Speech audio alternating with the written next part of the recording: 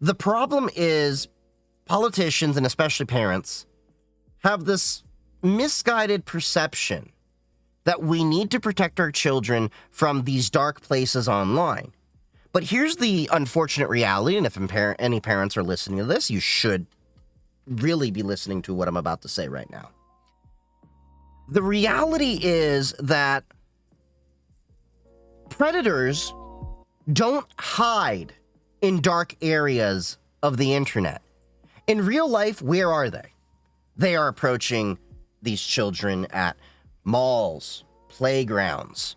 They go to where the children are that they can victimize. They're not hiding in dark corners. And it's the same thing with the internet. And that is the one thing they need to understand. They use the idea of protecting the children to go after encryption apps because the encryption apps are where the whistleblowers, the journalists, the political dissidents are, and you're having free speech discussions out there. But Roblox is a good example of how they are not hiding at all in a dark space. They are going right to where the kids are.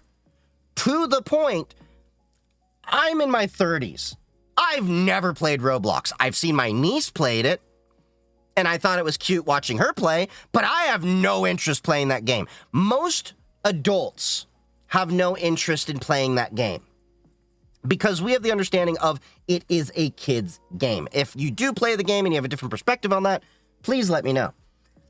But with that being said, Roblox seriously failed to protect children. Schlep and other creators were proving there were predators on this app. They were reporting them. They would not get banned until the videos often came out. And they were taking children off platform to Discord.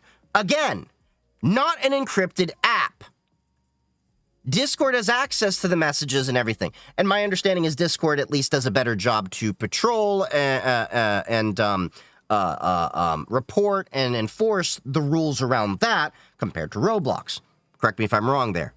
But the reality is parents and politicians need to understand children aren't going to deep, dark, seedy places of the internet.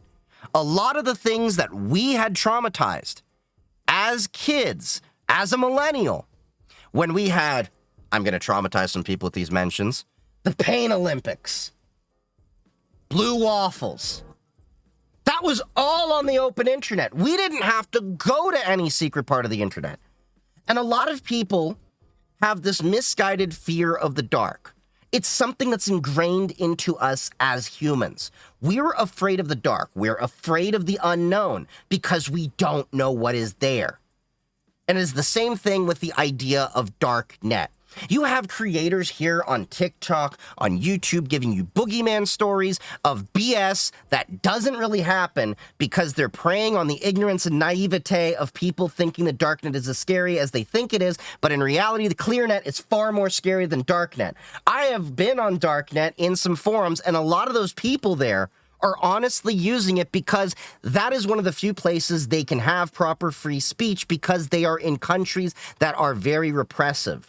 I have been in chat rooms with LGBTQ plus people that were in the Middle East, in Saudi Arabia and such, that have to hide away their entire lifestyle because they are oppressed so badly. And being on Darknet is one of the few places that they can converse. Now, I'm not saying there aren't bad places on the Darknet, just like there are bad places on the ClearNet.